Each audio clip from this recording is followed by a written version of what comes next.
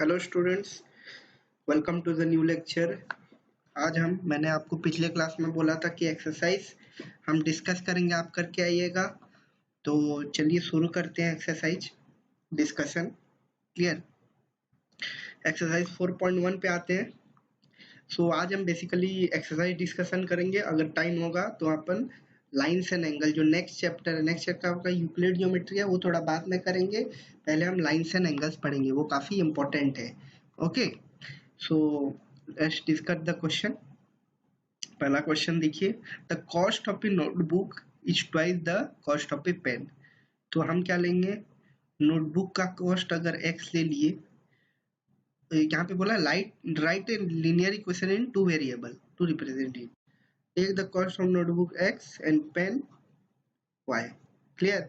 तो cost of notebook is twice the cost of pen, तो x equals to 2y है। तो ये इक्वेशन हो गया x minus 2y equals to 0, linear equation in two variable। Clear.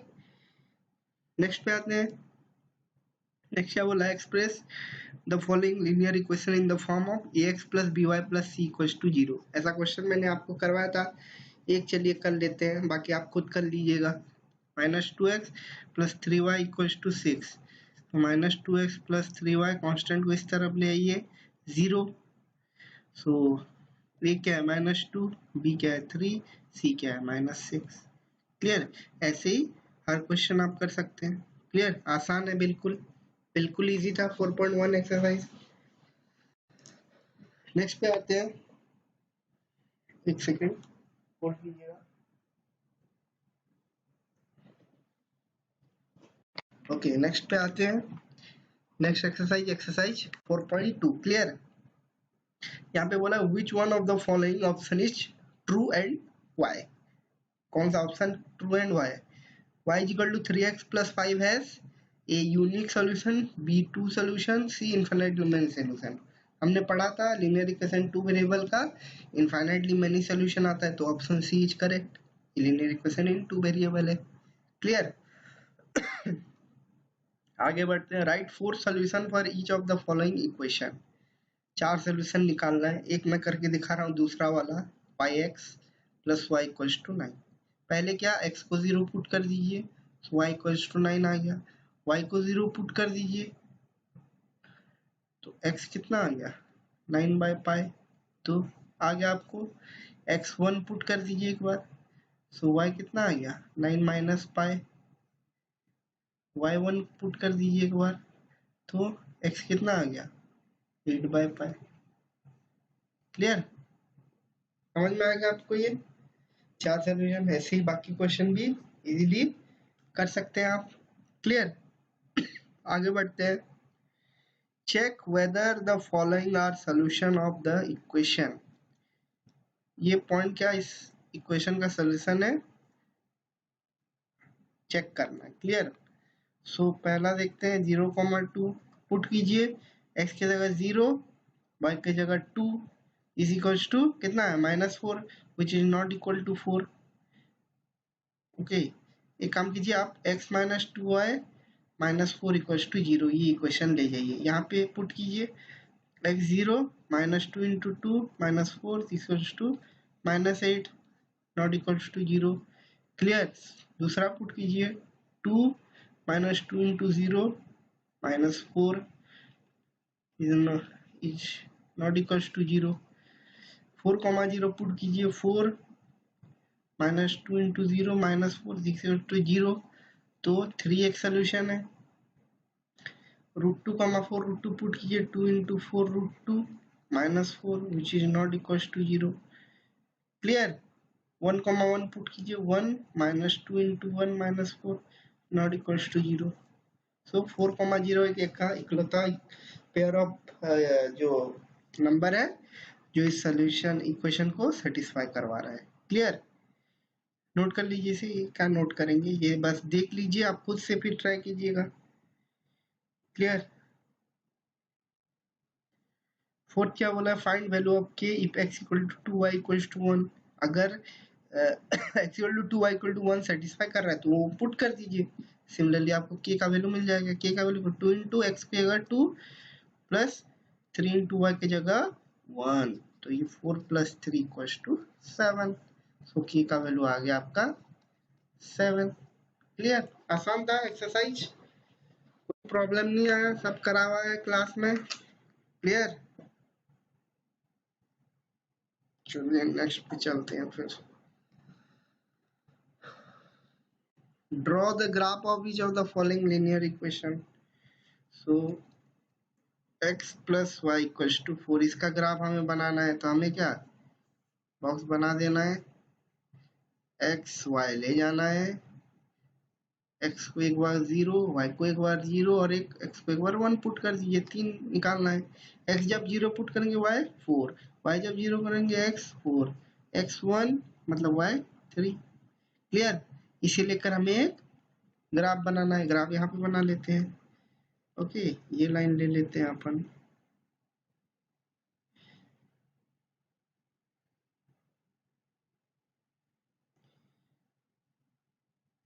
One two three four five, -1 -2 -3 -4 -5, 1 2 3 4 5, -1 -2 -3। Clear, point क्या है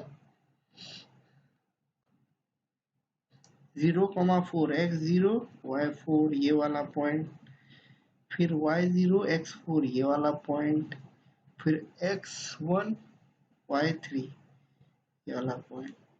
join कर लीजिए, तो ये आ गया आपका x plus y equals to 4 line, इसका ग्राफ। क्लियर, सिमिलरली आप सेकेंड थर्ड फोर्थ के लिए भी कर सकते हैं। क्लियर, दूसरा देखिए, दूसरा बोला give the equation of the two line passing through 2,14। 2,14 से कितना लाइन पास हो सकता है, आप मुझे बताइए, आप कितना लाइन बता सकते हैं जो 2,14 से पास हो, बता सकते हैं कितना, इनफाइनाइट, कि बहुत सारे हो सकते हैं। जैसे देखिए 2, मैं यहाँ पे एक बनाया, ये x ये y और ये हो गया 2 और ये हो गया सपोज 14, ले लीजिए 2,14। कितना भी लाइन आप यहाँ से बना सकते हैं, infinite. Clear, infinite number of lines इस पॉइंट से आप पास करवा सकते हैं। सो यहाँ पे हमने बोला कि give the equation of two lines passing through, किसी भी दो लाइन का इक्वेशन देना है। एक दे दीजिए x plus y equals to 16 और ये y minus x equals to 12, दो लाइन हो गया आपका, y माइनस एक्स 12 है, x प्लस वाई 16, दो लाइन आपका हो गई। क्लियर, थर्ड पे आते हैं। If the point 3,4 lies on the graph of the equation 3y equals to ex plus 7, find the value of a। Okay, तो 3,4 इस पे लाई कर रहा है, तो 3 इंटू वाई कितना है 4, ए इंटू एक्स कितना है 3 प्लस 7, तो 12 minus 7 equals to 5 equals to 3 a, तो ए कितना आ गया 5/3। क्लियर, समझ में आ गया ये आपको। फोर्थ पे आते हैं। The taxi fare in a city is as follows, ठीक है, for the first kilometer the fare is 8 rupees and for the subsequent distance it is 5 rupees per kilometer, taking the distance covered as x kilometer and to fare and fare as y. So write a linear equation for this information and so total kilometer, total distance उसने कितना cover किया 5 x kilometre. ठीक है, सो हमें पता है पहले kilometre कितना है 8 रुपीस है, फर्स्ट किलोमीटर 1 किलोमीटर के लिए ₹8, ये आपको समझ में आ गया। तो बचा कितना किलोमीटर x -1 किलोमीटर, तो नेक्स्ट x माइनस 1 किलोमीटर के लिए कितना रुपीज 5 इंटू एक्स माइनस 1। अब ये टोटल को ऐड कर देंगे तो वो आ जाएगा आपका टोटल फेयर कितना y equals to 8 plus 5 into x minus 1। So y equals to 8 plus 5x minus 5। So y equals to कितना है, यहाँ लिख देता हूँ y equals to 5x plus 3। ये आपका इक्वेशन आ गया फोर्थ के लिए। पहले किलोमीटर के लिए 8 है, तो 1 किलोमीटर जाने के बाद बचा कितना x माइनस 1, उसके लिए 5 रुपीज है। टोटल कितना है 8 plus 5 into x minus 1। Clear, समझ में आ गया। नेक्स्ट पे बढ़ते हैं। ये नोट कर लीजिए, ये क्वेश्चन अच्छा था, थोड़ा नोट कर लीजिए, सॉरी नोट कर लीजिए, इसे 2 मिनट्स दे रहा हूँ।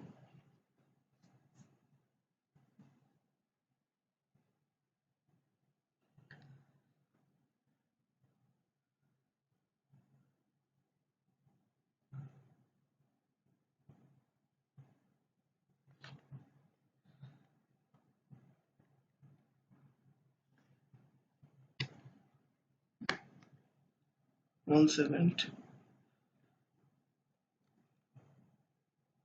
ओके कर लीजिए नोट।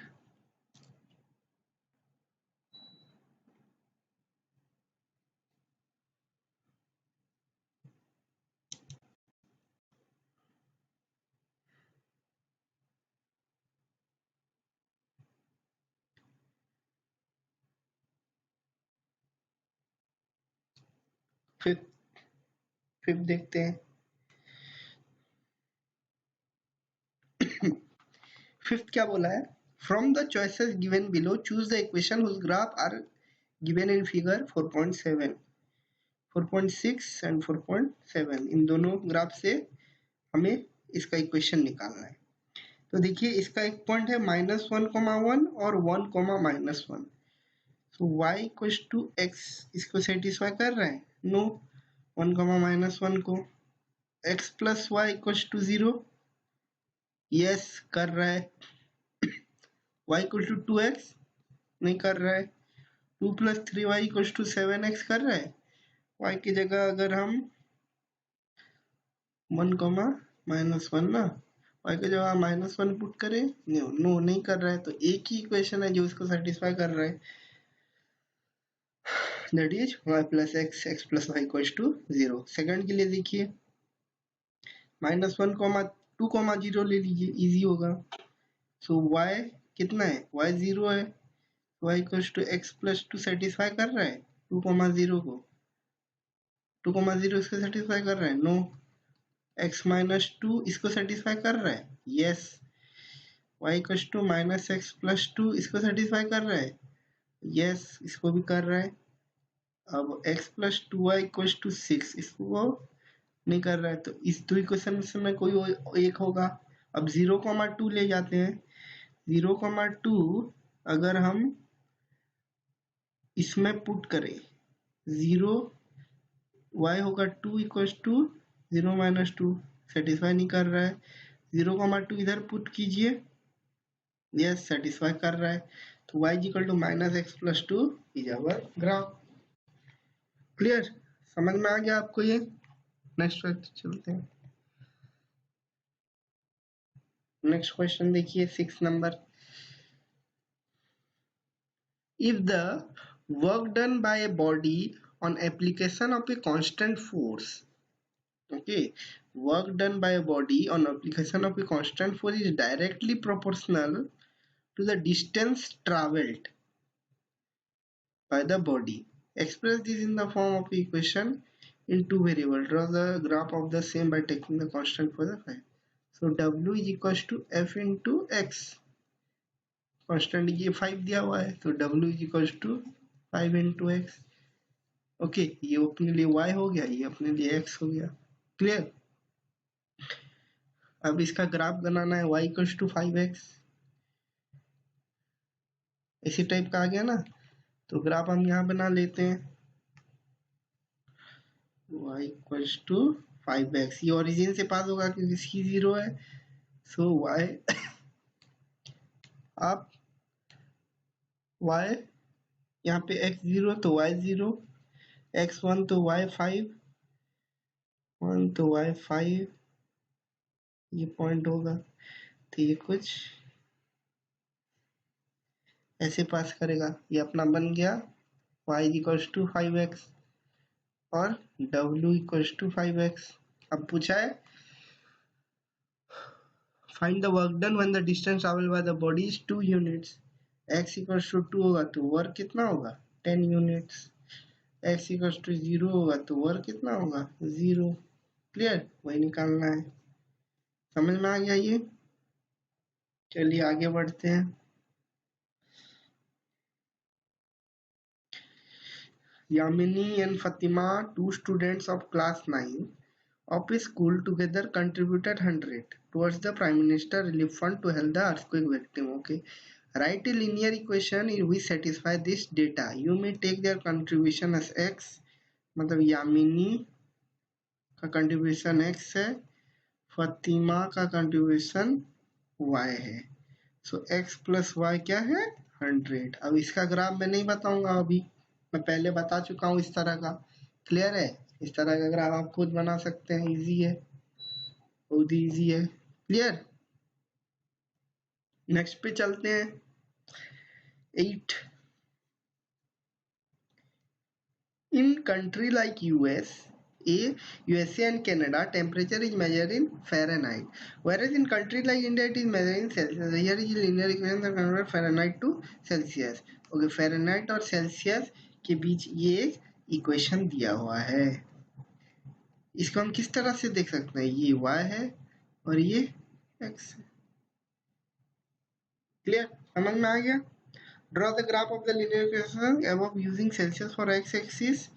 तो इसको x की तरह यूज करना है, y फ़ारेनहाइट को y की तरह। क्लियर है, बना सकते हैं, कोई दिक्कत वाली बात नहीं है। ये y है, x को ले लेते हैं, ये सेल्सियस, ये फ़ारेनहाइट। तो सेल्सियस जो 0 होगा, फ़ारेनहाइट कितना होगा 32। अब देखिए फ़ारेनहाइट जब 0 होगा, अब देखिए नीचे 5 है तो इसको हमको एक इंटीजर में लाना है, तो हम क्या करेंगे सेल्सियस को 5 ले लेंगे। सेल्सियस जब 5 हो जाएगा तो ये फ़ारेनहाइट हो गया 9 प्लस 32 कितना 41। सेल्सियस को हम ले जाएगा 10 तो 18 प्लस 32 कितना आ गया 10 4 50 4 5 4 5 ओके 50। क्लियर, अब ग्राफ बना दीजिए। नंबर 1 हो गया। If the temperature 30 degree what is the temperature in Fahrenheit. C को 30 पुट कर दिया है, निकल जाएगा। 95 फ़ारेनहाइट है तो टेम्परेचर कितना, इसको 95 पुट कीजिए, सी निकल जाएगा। आसान है सब। टेम्परेचर 0 है, what is the temperature in, ये सी 0 है तो एफ निकाल लीजिए। Okay, if is there temperature which is the same in both Fahrenheit and Celsius, if is find it. तो F और C इक्वल है क्या किसी भी पॉइंट पे, ये निकालना है हमको। ओके, तो F equal to C put कर देंगे, तो C minus 9/5 C equal to 32, minus 4C/5 equal to 32। C कितना आएगा 32 इंटू 5/4 इन माइनस, F भी उतना आएगा। क्लियर, समझ में आ गया। चलिए नेक्स्ट पे चलते हैं। Exercise, last exercise. Give the geometric representation of y equals to 3 as an equation in one variable. Okay, equation in one variable ये क्या रिप्रेजेंट करता है, एक लाइन है। ओके 1 2 3, तो ये एक पॉइंट को रिप्रेजेंट करता है इन वन वेरिएबल। लेकिन इन टू वेरिएबल अगर हम बात देखें हैं तो टू वेरिएबल में y इक्वल्स टू 3 किसको रिप्रेजेंट करता है, ये 1 ये 2 ये 3, ये पूरा line parallel to x axis इसको रिप्रेजेंट करता है। क्लियर, ये मैं बता चुका हूँ आपको।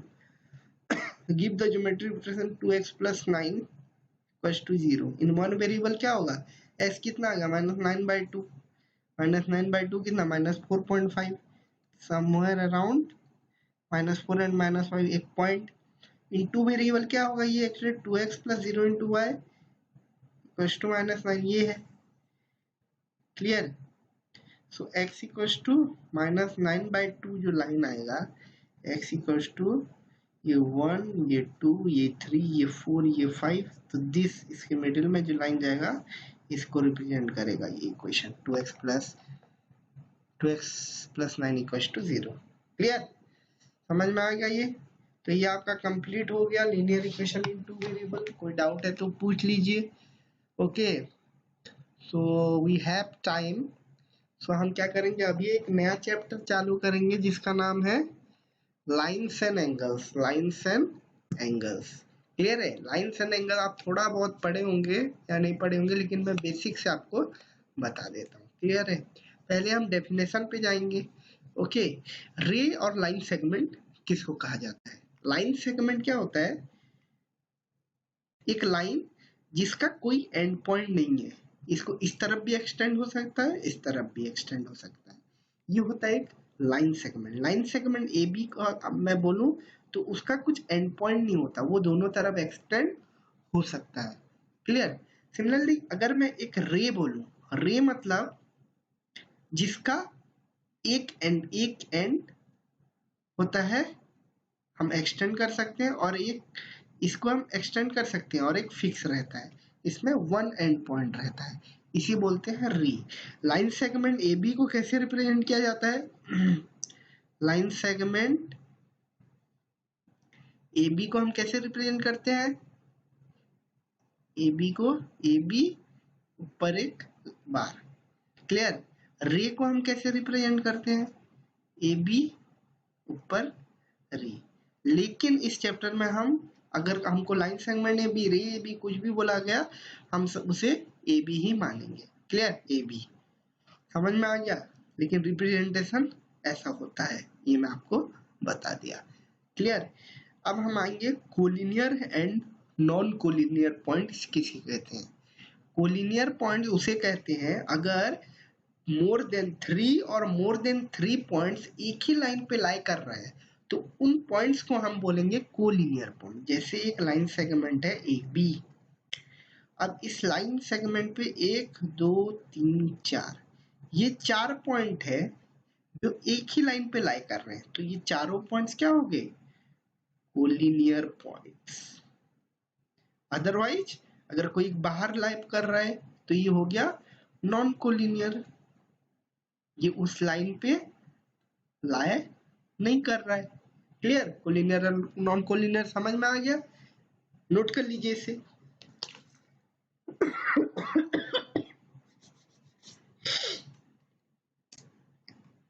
नोट कर लीजिए तुरंत। फिर हम एंगल्स पे जाएंगे, डिफरेंट टाइप ऑफ एंगल्स क्या क्या होते हैं। क्लियर, नोट कर लीजिए इसे।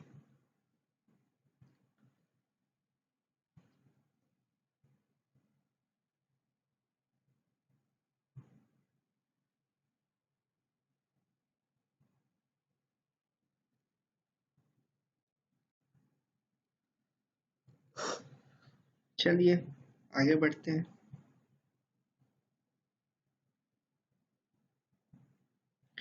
Angle and its types. Okay, देखिए पहले मैं आपको बता दूं, कोई भी दो रे को हम अगर ज्वाइन कर दिया हम लोगों ने दो रे को, तो इसके बीच जो एंगल बनेगा, सपोज इसे ले गए हम थीटा एंगल, तो इसको ये होता है एंगल। ओके, इसके बीच जो एंगल ये बन रहा है इसे बोलते हैं एंगल। और ये क्या होता है? ये होता है वर्टेक्स, इसे बोलते हैं वर्टेक्स। क्लियर, समझ में आ गया। अब आते हैं एक्यूट एंगल। क्या होता है एक्यूट एंगल? वो होता है जिसका थीटा 0 और 90 के बीच हो, उसे बोलते हैं acute angle. More than 0 degree and less than 90 degree. कैसे बनेगा वो? कोई भी एंगल, ये है एक acute angle, theta less than 90 degree. समझ में आ गया। एक्यूट एंगल को बोलते हैं इसके रे के बीच में जो एंगल बना है वो लेस देन 90 हो। क्लियर, उसे बोलते हैं हम एक्यूट एंगल। राइट एंगल किसे बोलते हैं? किसी भी दो रे के बीच एंगल अगर 90 डिग्री हो, एग्जैक्टली 90 हो, तो उसे बोलते हैं हम एक राइट एंगल। क्लियर? उसे बोलते हैं हम एक राइट एंगल। बना लीजिए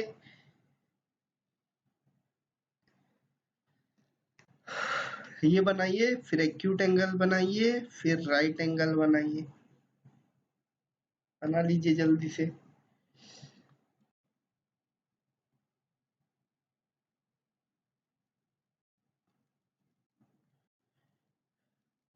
क्लियर? बना लिया आप लोगों ने। नेक्स्ट चलते हैं हम। फिर आता है ऑब्ट्यूस एंगल। ऑब्ट्यूस एंगल किसे कहते हैं? जब इन दोनों के बीच एंगल 90 डिग्री से बड़ा और 180 डिग्री से छोटा हो, तब उसे बोलते हैं ऑब्ट्यूस एंगल। क्लियर है? 90 डिग्री से बड़ा मतलब इस तरफ बनेगा कुछ, तो ये जो एंगल आया ये ग्रेटर देन 90 डिग्री है। क्लियर? इसे बोलते हैं हम ऑब्ट्यूस एंगल। क्लियर? इसे बोलते हैं हम ऑब्ट्यूस एंगल। स्ट्रेट एंगल क्या होता है?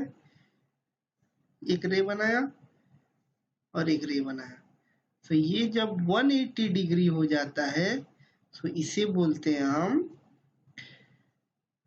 Straight angle. क्लियर? क्या बोलते हैं हम इसे? Straight angle. नोट कर लीजिए।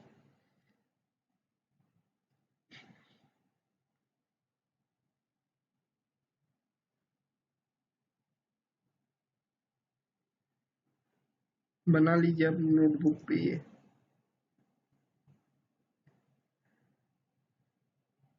आगे बढ़ते हैं। रिफ्लेक्स एंगल क्या होता है? जब यही थीटा 180 से बड़ा और 360 से छोटा हो, ये कैसे बनेगा? ये बना। अब ये थीटा हम घुमाए घुमाए घुमाए, यहाँ तो 180 है, उससे भी ज्यादा। सपोज यहाँ आ गया, so this angle is greater than 180 degree. इसे क्या बोलते हैं हम? Reflex angle.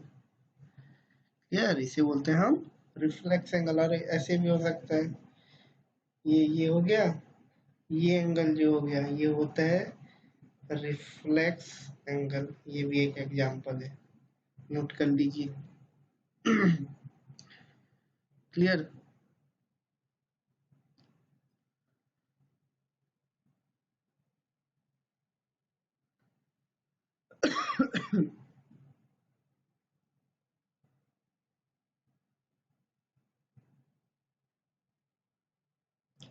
फिर आता है कॉम्प्लीमेंट्री एंगल। कॉम्प्लीमेंट्री एंगल क्या होता है? इफ द सम ऑफ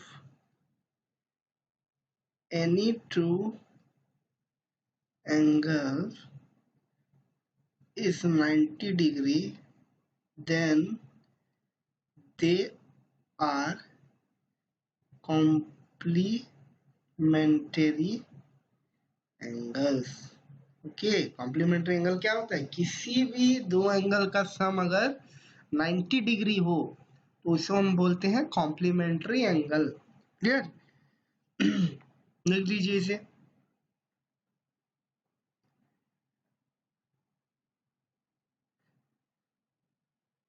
क्या आपको सब डेफिनेशन याद रखना है जो मैं बताया? एक्यूट एंगल, राइट एंगल क्या होता है, ऑब्ट्यूज, स्ट्रेट, रिफ्लेक्स, कॉम्प्लीमेंट्री अभी आया। आगे बढ़ते हैं सप्लीमेंट्री एंगल। सप्लीमेंट्री एंगल क्या होता है? If the sum of any two angle is 180 degree, then the angle are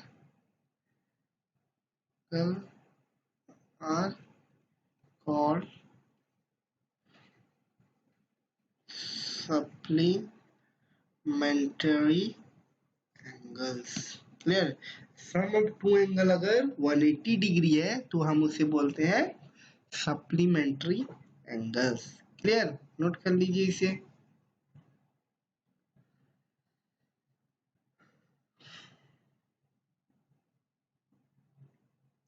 next पे आते हैं, एडजेसेंट एंगल किसे बोलते हैं ये हम देखेंगे।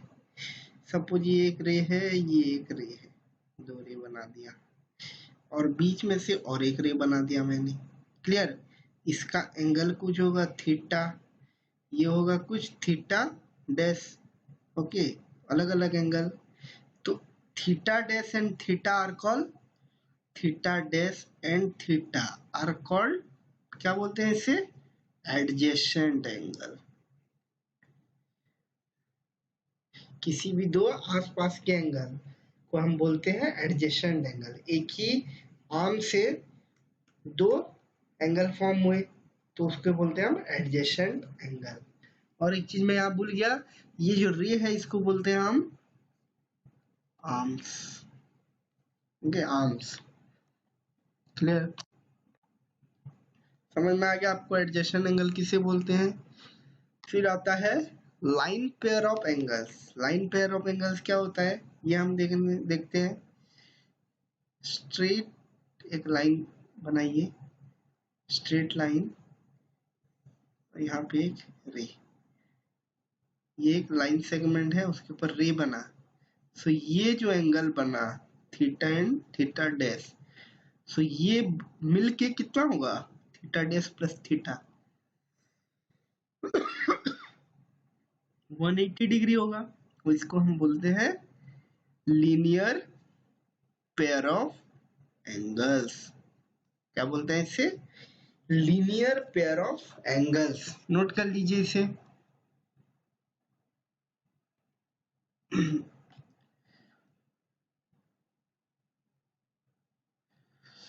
फिर आता है आपका वर्टिकली अपोजिट एंगल।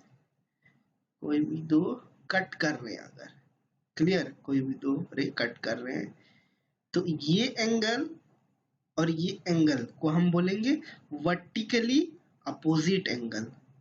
क्या बोलेंगे इसे? Vertically opposite. ये एंगल और ये एंगल को बोलेंगे हम वर्टिकली अपोजिट एंगल। क्लियर? हमें यहाँ पे एक थ्योरम प्रूव करना है अभी। थ्योरम 1 लिख लीजिए जो कि इसके बारे में है। यहाँ पे बोला है कि prove that any vertically opposite angle are same. कोई भी वर्टिकली अपोजिट एंगल सेम होता है, ये हमें प्रूव करना है। क्लियर है? तो हम बना लिए